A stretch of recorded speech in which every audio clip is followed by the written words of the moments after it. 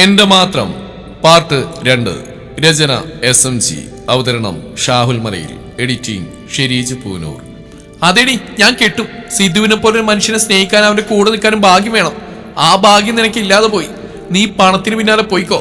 പക്ഷെ ഓർത്തു വെച്ചോ, നീ കളഞ്ഞു കുളിച്ച ഈ വൈരക്കല്ല് എന്റെ കൈകൾ കിടന്ന് തിളങ്ങുന്ന ഒരു കാലം വരും. അന്ന് നീ വെറും മണ്ണായിട്ടുണ്ടാവും. നിനക്ക് അവനോട് അത്രയ്ക്ക് ദണ്ണവും സ്നേഹം ഉണ്ടെങ്കിൽ നീ പോയി കെട്ടിക്കോ അവനെ. വേണ്ടാന്ന് വെച്ചാൽ എച്ചിലിനെ പോലെ ഞാൻ അവനെ നിനക്ക് തന്നു. കൊണ്ടുപോയി കെട്ടിക്കോ. ഗോപികയുടെ ആ വാക്കുകൾ സിദ്ധാർത്ഥിന്റെ കാതുകളിൽ പതിച്ചത് മൂർച്ചയുള്ള ചില്ലുകഷ്ണങ്ങൾ പോലെയായിരുന്നു. ചുറ്റുമുള്ളവരുടെ മുഖങ്ങൾ മങ്ങാൻ തുടങ്ങി. ക്യാമ്പസിലെ മരങ്ങളും കെട്ടിടങ്ങളും അവന് ചുറ്റും വട്ടമിട്ട് കറങ്ങുന്ന പോലെ. സിദ്ധു! നിരഞ്ജനയുടെ നിലവിളി ദൂരെ എവിടെ നിന്നോ കേൾക്കുന്ന ഒരു നേർത്ത ശബ്ദം പോലെ മാത്രം അവന് തോന്നി. അവൾ അവന്റെ അടുത്തേക്ക് ഓടി വരുന്ന കാണാം. പക്ഷെ അവളുടെ മുഖം അവന് വ്യക്തമാവുന്നില്ല. എല്ലാം ഒരു പുകമറക്കുള്ളിൽ എന്ന പോലെ മങ്ങിപ്പോയിരിക്കുന്നു. അവൻ വിറക്കുന്ന കൈകൾ കൊണ്ട് തന്നെ നെഞ്ചിന്റെ ഇടതുഭാഗത്ത് ബലമായി അമർത്തി പിടിച്ചു. അവിടെ കഠിനമായ ഒരു ഭാരം. ശ്വാസമുള്ളിലേക്ക് എടുക്കാൻ കഴിയുന്നില്ല. വായുവിനായി അവൻ വായ തുറന്നെങ്കിലും തൊണ്ടയിൽ എന്തോ തടയുന്ന പോലെ. താൻ പ്രാണനെ പോലെ സ്നേഹിച്ചവൾ തന്നെ ഉപേക്ഷിച്ച വസ്തുവാക്കി മാറ്റിയെന്ന സത്യം അവന്റെ തലച്ചോറിൽ ചുട്ടുവഴി താണി തറക്കുന്ന പോലെ വേദനിപ്പിച്ചു. അവന്റെ കാലുകളിലെ ജീവൻ ചോർന്നുപോയി. കാഴ്ചകൾ പൂർണ്ണമായി ഇരുളിലേക്ക് വഴിമാറി. സിദ്ധു, നോക്ക്, സിദ്ധു! നിരഞ്ജന അവനെ താങ്ങാൻ കൈകൾ നീട്ടിയെങ്കിലും അവനു മുമ്പേ ഒരു മരത്തടി വെട്ടി വീഴ്ത്തുന്ന പോലെ സിദ്ധാർത്ഥ ആ കൽത്തറയുടെ അരികിലേക്ക് കുഴഞ്ഞു വീണു. അവന്റെ കണ്ണുകൾ പാതി തുറന്ന അവസ്ഥയിലായിരുന്നു. അയ്യോ, ആരെങ്കിലും ഓടി വരണേ! പ്രമോദേട്ടാ, ഓടിവാ! നിരഞ്ജന അലറിക്കരഞ്ഞുകൊണ്ട് അവന്റെ തല തന്നെ മടിയിലേക്ക് എടുത്തു വെച്ചു. അപ്പോഴും ഏതാനും അകലെ അശ്വിന്റെ കാറിലേക്ക് കയറാൻ പോയ ഗോപിക നിന്നു. അവൾ തിരിഞ്ഞു നോക്കിയത് നിരഞ്ജനക്ക് ഉറപ്പില്ല. പക്ഷേ സിദ്ധാർത്ഥിന്റെ ചലനമറ്റ ശരീരം കണ്ടപ്പോൾ ക്യാമ്പസ് ഒന്നടങ്ങ് നിശബ്ദമായി. തന്റെ ചോരയും നീരും നൽകി അവൾക്ക് നൽകിയ ജീവിതത്തിന് പകരമായി അവൾ അവന് നൽകിയ മരണതുല്യമായി വീഴ്ചയായിരുന്നു.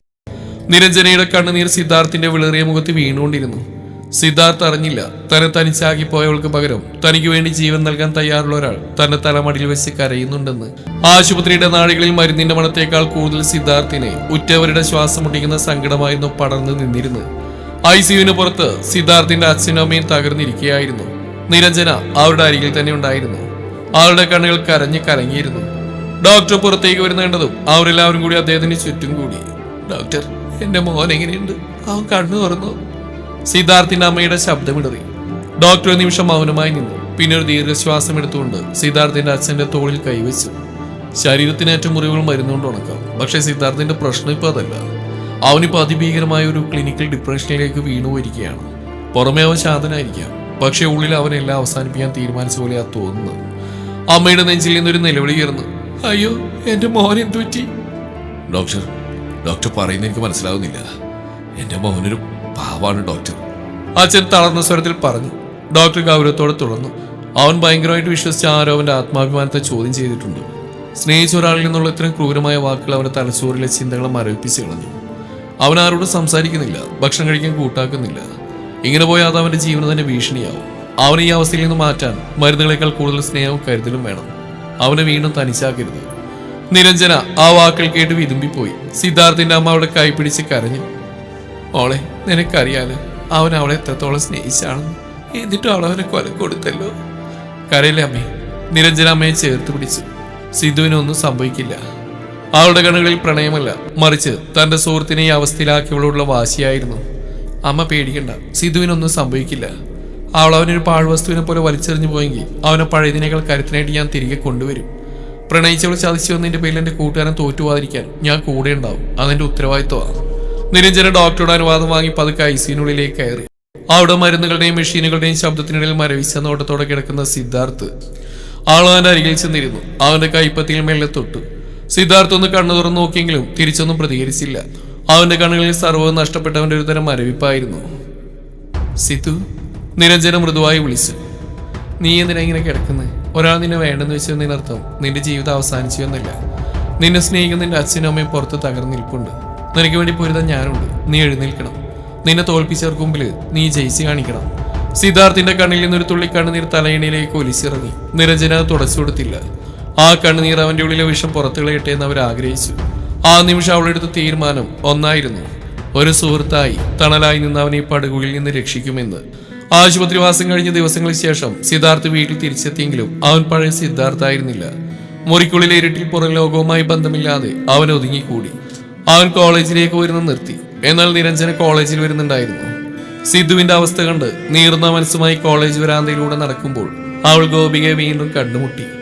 അശ്വിന്റെ കൂടെ പുതിയൊരു ജീവിതത്തിന്റെ ആഡംബരത്തിൽ നിൽക്കുന്ന ഗോപികയെ കണ്ടപ്പോൾ നിരഞ്ജനയ്ക്ക് ദേഷ്യത്തെക്കാൾ കൂടുതൽ പുച്ഛമാണ് തോന്നിയത്. നിരഞ്ജന അവിടെ അരികിലേക്ക് നടന്നു നിന്നു. ഗോപിക എന്തോ പറയാൻ തുടങ്ങിയെങ്കിലും നിരഞ്ജന കൈ ഉയർത്തി അവളെ തടഞ്ഞു. എന്നിട്ട് ശാന്തമായ എന്നാൽ ഉറച്ച സ്വരത്തിൽ ഇങ്ങനെ പറഞ്ഞു, നിനക്കിപ്പോ വലിയ അഹങ്കാരം തോന്നും ഗോപിയെ. സിധുവിനെ പോലെ ഒരാളെ തളർത്തിയിട്ട് നീ പുതിയൊരു ജീവിതം കണ്ടെത്തിയല്ലോ. പക്ഷെ നിനക്കൊരു കാര്യം അറിയില്ല, നമ്മുടെ ജീവിതത്തിൽ നമുക്ക് വേണ്ടി എപ്പോഴും സമയം കണ്ടെത്തുന്ന, നമ്മളെപ്പോൾ വിളിച്ചാലും ഫോണിന്റെ മറവിൽ നമ്മൾ കേൾക്കാൻ തയ്യാറുള്ള ചിലരുണ്ടാവും. അവരെ നീ നിസ്സാരവൽക്കരിക്കരുത്. ഗോപിക ഒന്നും മിണ്ടാതെ മുഖം തിരിച്ചു. നിരഞ്ജന തുടർന്നു, സിദ്ധു നിനക്ക് വേണ്ടി ഓടിയെത്തിയിരുന്ന് അവന് ധാരാളം ഒഴിവ് സമയം ഉള്ളതുകൊണ്ടല്ല ഗോപിയെ, മറിച്ച് നിനക്ക് വേണ്ടി അവൻ സമയം കണ്ടെത്തുന്നുണ്ടാ. നിന്റെ ചെറിയ പ്രശ്നങ്ങൾ പോലും അവൻ മണിക്കൂറുകളോളം ക്ഷമയോടെ കേട്ടിരുന്ന് അവന് വേറെ പണിയൊന്നും ഇല്ലാത്തതുകൊണ്ടല്ല, നിന്നോടുള്ള സ്നേഹം കൊണ്ടാ. നീ എങ്ങനെ പെരുമാറിയാലും അവൻ കൂടെ ഉണ്ടാവും നീ കരുതി. പക്ഷെ ഓർക്കുക, അതൊന്നും അവന്റെ കടമയായിരുന്നില്ല. ബന്ധങ്ങളെ ആത്മാർത്ഥയോടെ കാണുന്ന ഒരു നല്ല മനുഷ്യനായതുകൊണ്ടാ അവൻ നിനക്ക് വേണ്ടി ജീവിച്ചത്. നിരഞ്ജനെ ഒന്ന് നിർത്തി ഗോപികയുടെ കണ്ണുകളിലേക്ക് സൂക്ഷിച്ച് നോക്കി. ഇന്ന് നിന്റെ കൂടെയുള്ള ഈ പണക്കാരൻ നിനക്ക് പണം നൽകാൻ കഴിയും. പക്ഷേ നിന്റെ ഒരു സങ്കടം കേൾക്കാൻ നിന്റെ ജീവിതം മാറ്റിവെക്കുന്ന ആ പഴയ സിധുവിനെ നിനക്കിനി എവിടെ തിരഞ്ഞാലും കിട്ടില്ല. ആത്മാർത്ഥതയുള്ള മനുഷ്യർ ഒരിക്കൽ പടിയിറങ്ങിപ്പോയാൽ പിന്നെ അവർ മടങ്ങി വരില്ല. അന്ന് നീ ഈ പണത്തിന് നടുവിലിരുന്ന് കരയുമ്പോൾ നിന്നെ കേൾക്കാൻ ഒരാളുണ്ടാവില്ല. അത്രയും പറഞ്ഞു നിർത്തി നിരഞ്ജന തിരഞ്ഞെടുക്കാൻ ശ്രമിച്ചു. മതി നിരഞ്ജന, നിന്റെ ഉപദേശം നിർത്തിക്കൂടെ? ഗോപികയുടെ ശബ്ദത്തിൽ പുച്ഛം നിറഞ്ഞിരുന്നു. നീ പറയുന്നത് കേൾക്കാൻ നല്ല സുഖമുണ്ട്, ഒരു സിനിമയിലെ ഡയലോഗ് പോലെ. പക്ഷെ സത്യം എന്താണെന്ന് വെച്ചാൽ ആത്മാർത്ഥതയും സ്നേഹം ഒന്നുകൊണ്ട് വയറു നിറയില്ല, പട്ടിണി മാറ്റാനും കഴിയില്ല. നിനക്ക് നിസ്സാരം തോന്നുന്ന ഈ പണം എനിക്ക് എല്ലാമെന്ന് ഞാൻ പണ്ടേ തീരുമാനിച്ചതാ. നീ പറഞ്ഞ നല്ല മനുഷ്യൻ നിനക്ക് അത്രയ്ക്ക് ഇഷ്ടമാണെങ്കിൽ നീ തന്നെ വെച്ചോ, എനിക്ക് അയാളെ വേണ്ട. പൂച്ചത്തോടെ ഗോപിക തിരിഞ്ഞടന്നു. നിരഞ്ജനയുടെ നിരന്തരമായ സാമീപ്യവും കരുതലും സിദ്ധാർത്ഥിനായി ഇരുണ്ട മുറിയിൽ നിന്നും പുറത്തെത്തിച്ചു. പക്ഷെ അവന്റെ ഉള്ളിലെ കനൽ കെട്ടിയിരുന്നില്ല. അവസാനമായി ഒരിക്കൽ കൂടി ഗോപിയെ കാണുമെന്ന സിദ്ധുവിന്റെ ആഗ്രഹം നിരഞ്ജന അംഗീകരിച്ചു. സിധു, നീ പൊക്കോ. പക്ഷെ ഒരു കാര്യം, അവളില്ല എന്ന് പറഞ്ഞാൽ പിന്നെ അതേക്കുറിച്ച് ഓർത്ത് നീ കരയാൻ പാടില്ല. നിന്റെ ആത്മവിശ്വാസം തകർക്കാൻ നീ ആരെയും അനുവദിക്കരുത്. നിരഞ്ജനയുടെ വാക്കുകൾക്ക് മറുപടിയായി അവനൊന്ന് തലയാട്ടി. കോളേജ് ക്യാമ്പസിന്റെ ഒഴിഞ്ഞ കോണിൽ വെച്ച് അവൻ ഗോപികയെ കണ്ടു. അവൾ കാത്തിരുന്ന പോലെ അവനെ രൂക്ഷമായി നോക്കി. എന്തിനാ സിധു നീ വീണ്ടും എന്നെ കാണണമെന്ന് പറഞ്ഞ്? ഗോപിക തണുപ്പമട്ടിൽ ചോദിച്ചു. സിദ്ധാർത്ഥ അവളുടെ കണ്ണുകളിലേക്ക് നോക്കി. എനിക്ക് നേരിട്ട് കേൾക്കണം ഗോപികയെ, എന്തിനാ നീ എന്നെ ഇങ്ങനെ ചതിച്ചത്? ഗോപിക പുച്ഛത്തോടെ ചിരിച്ചു. ചതിയോ? നിന്നെക്കാൾ ഇഷ്ടം എനിക്ക് അവനെയാ. നിന്നിൽ നിന്ന് കിട്ടാത്ത സ്നേഹവും കെയറിങ് അവനിൽ നിന്ന് കിട്ടിയപ്പോൾ എനിക്ക് അവനോട് ഇഷ്ടം തോന്നിപ്പോയി. അതൊരു തെറ്റാണെന്ന് എനിക്ക് തോന്നുന്നില്ല. ആ വാക്കുകൾ കേട്ടപ്പോൾ തന്റെ നെഞ്ചിൽ ആരെങ്കിലും കത്തിയെടുത്ത് കുത്തിയിരുന്നെങ്കിൽ പോലും ഇത്രയും വേദനിക്കില്ലെന്ന് അവൻ ഓർത്തു. കണ്ണുനീർ പൊടിഞ്ഞെങ്കിലും അവനത് പുറത്തു വരാതെ തടഞ്ഞു നിർത്തി.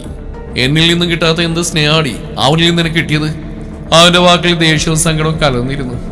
ഒരുത്തം വന്ന് ഇഷ്ടമാണെന്ന് പറയുമ്പോഴേക്കും എന്നെ ഒഴിവാക്കി അവന്റെ കൂടെ പോകാൻ മാത്രമുള്ള ബന്ധം നമ്മൾ തമ്മിൽ ഉണ്ടായിരുന്നുള്ളൂ അരടി. അവൾ പുച്ഛത്തോടെ മുഖം തിരിച്ചു. സിദ്ധാർത്ഥ അവളുടെ തോളിൽ പിടിച്ച് ബലമായി അവനെ നേരെ നിർത്തി. നിന്നോടാ ചോദിച്ച്? അവൾ ആ കൈ തട്ടി മാറ്റി. ഒഴിവാക്കി പോയതല്ല ഞാൻ, എന്നിട്ട് നാളല്ലേ എനിക്ക് ഇക്കാര്യം പറഞ്ഞ് വീണ്ടും മുന്നിൽ വരാൻ? എനിക്ക് നീയായിട്ട് ഇനി ഒരു റിലേഷൻ താല്പര്യമില്ല, ദയവ് ചെയ്ത് എന്നെ ശല്യം ചെയ്യാൻ വരരുത്. സിദ്ധാർത്ഥിന്റെ ഉള്ളിൽ എന്തോന്ന് കെട്ടണങ്ങി. അവൻ ശാന്തനായി. എന്നെ മതിയെന്ന് നീ എന്നാണോ പറഞ്ഞ് അന്നേ മരിച്ചു എന്റെ മനസ്സിൽ നീ. നിന്റെ വായിൽ തന്നെ നേരിട്ട് കേൾക്കണം തോന്നി, അതിന് മാത്രമേ ഞാൻ വന്ന്. ഇനിയില്ല എന്നിൽ നീയും നിന്റെ ഓർമ്മകളും. സന്തോഷം, ശല്യത്തോടെ തീർന്നിട്ടിയല്ലോ. പുച്ഛഭാഗത്തോടെ അതും പറഞ്ഞ് അവൾ തിരിഞ്ഞടന്നു. അവൾ അകന്നു പോകുന്ന നോക്കിക്കാൻ സിദ്ധാർത്ഥിന് കഴിഞ്ഞില്ല. അവനാകെ തളർന്ന പോലെ അവിടെ നിലത്തിരുന്നു. അവന്റെ കണ്ണുകൾ നിറഞ്ഞു തുളുമ്പി. എനിക്ക് നീയില്ലാതെ പറ്റില്ലടാ. നീയില്ലെങ്കിൽ ഞാനില്ല. ജീവിക്കുവാണെങ്കിലും മരിക്കുവാണെങ്കിലും ഒരുമിച്ച് എന്നൊക്കെ പറഞ്ഞ് നടന്നവളാ. എപ്പോഴാണ് അവൾക്ക് തൻ്റെ സ്നേഹം ശൈലിയായി മാറിയത്? എപ്പോഴാ സ്നേഹത്തിന്റെ സ്ഥാനത്ത് പണം കുടിയേറിയത്? പെട്ടെന്ന് അവരുടെ തൊഴിലാരോ കൈവച്ചു. സിദ്ധാർത്ഥ വേഗം കണ്ണുടച്ച് തിരിഞ്ഞു നോക്കി. നിരഞ്ജനയായിരുന്നത്. അവൾ കുറച്ച് ദൂരെ മാറി ഇതെല്ലാം കാണുന്നുണ്ടായിരുന്നു. നിരഞ്ജന അവന്റെ അരിയിലിരുന്നു. അവൾ ദൂരേക്ക് നോക്കി ഉറച്ച സ്വരത്തിൽ പറഞ്ഞു, കരയരുത് സിദ്ധു. അവൾക്ക് നിന്നോടുണ്ടായിരുന്ന സ്നേഹം സത്യമായിരുന്നില്ല. പണമാണ് അവൾ അവനോട് അടുപ്പിച്ച്. നീ ഉണ്ടാക്കണം പണം. അറിവുകൊണ്ടും അധ്വാനം കൊണ്ടും നീ വളരണം. നിന്നെ പുച്ഛിച്ചവർക്ക് മുമ്പിൽ, നിന്നെ ഉപേക്ഷിച്ചവൾക്ക് മുമ്പിൽ നീ തല ഉയർത്തി നിൽക്കണം. അങ്ങനെ വേണം നീ അവളോട് പകരം വീട്ടാൻ. അവളുടെ മുമ്പിൽ നീ ജയിച്ച് കാണിക്കണം. നിരഞ്ജനയുടെ വാക്കുകളിൽ വല്ലാത്തൊരു ഉറപ്പുണ്ടായിരുന്നു. ഒരു സുഹൃത്ത് എന്നതിലുപരി തളർന്നുപോയ ഒരാൾക്ക് ലഭിക്കാവുന്ന ഏറ്റവും വലിയ കരുത്തായി അവൾ മാറി. സിദ്ധാർത്ഥ അത്ഭുതത്തോടെ അവളെ നോക്കി. സിദ്ധാർത്ഥ് ദൂരേക്ക് നോക്കി നെടുവീർപ്പെട്ടു. പക്ഷേ ഇനി എങ്ങനെയാ നിരഞ്ജന? എൻ്റെ കയ്യിലുണ്ടായിരുന്ന ജോലിയും പോയി. അശ്വിൻ്റെ റിലേറ്റീവ് ആയിരുന്നു ആ കമ്പനിയുടെ മുതലാളി. ഇനി അങ്ങോട്ട് ജോലിക്ക് വരണ്ടെന്ന് അവരെന്നെ വിളിച്ച് പറഞ്ഞു. നിരഞ്ജന അവനെ ശ്രദ്ധയോടെ നോക്കി ചോദിച്ചു, സാരല്ലേടാ, പോയത് പോട്ടെ. സത്യത്തിൽ എന്തായിരുന്നു നിന്റെ ജോലി? മില്ലിൽ നിന്നുള്ള ക്വാളിറ്റി തുണികൾ വാങ്ങി അത് ഡിസൈൻ ചെയ്ത് പുതിയ ട്രെൻഡിങ് മോഡലുണ്ടാക്കി വലിയ ടെക്സ്റ്റൈൽസുകൾ എത്തിക്കുന്നതായിരുന്നു എൻ്റെ ജോലി. ഓരോ കടയിലും നേരിട്ട് പോയി ഞാൻ സംസാരിച്ച ഓർഡറുകൾ ഉണ്ടാക്കി. എൻ്റെ ഡിസൈനുകൾ കാരണം അവർക്ക് വലിയ ലാഭമായിരുന്നു കിട്ടിയെന്ന്. പക്ഷേ ഇപ്പോൾ അവൻ പാതി വഴിയിൽ നിർത്തി. നിരഞ്ജനയുടെ മുഖത്ത് പെട്ടെന്നൊരു തീരുമാനത്തിന്റെ ഉറപ്പ് തെളിഞ്ഞു. സിധു, നീ പറയുന്നത് കേട്ടിട്ട് എനിക്ക് തോന്നുന്നത് നീ അന്യന്റെ ലാഭത്തിന് വേണ്ടിയാ ഇത്രയും കാലം അധ്വാനിച്ചെന്ന്. ഞാൻ ഫാഷൻ ഡിസൈനിങ് പഠിച്ചവളല്ലേ, എന്തുകൊണ്ട് നമുക്ക് സ്വന്തമായിട്ടൊരു കമ്പനി കൂടാ? സിദ്ധാർത്ഥൻ ഞെട്ടലോടെ അവളെ നോക്കി. ഒരു നിമിഷം ആലോചിച്ച ശേഷം അവൻ തലതാഴ്ത്തി. പറയാൻ എളുപ്പമാണ് നിരഞ്ജന, പക്ഷെ സ്വന്തമായിട്ടൊരു ബിസിനസ് തുടങ്ങാൻ ലക്ഷങ്ങൾ വേണം. എൻ്റെ കയ്യിൽ ഇപ്പോൾ ഒന്നുമില്ല. പണം ഞാൻ തരാം. നിരഞ്ജനയുടെ ആ വാക്കുകൾ സിധുവിനെ ശരിക്കും ഞെട്ടിച്ചു കളഞ്ഞു. തുടരും ഈ കഥയുടെ ബാക്കി ഭാഗം നാളെ ഇതേ സമയം.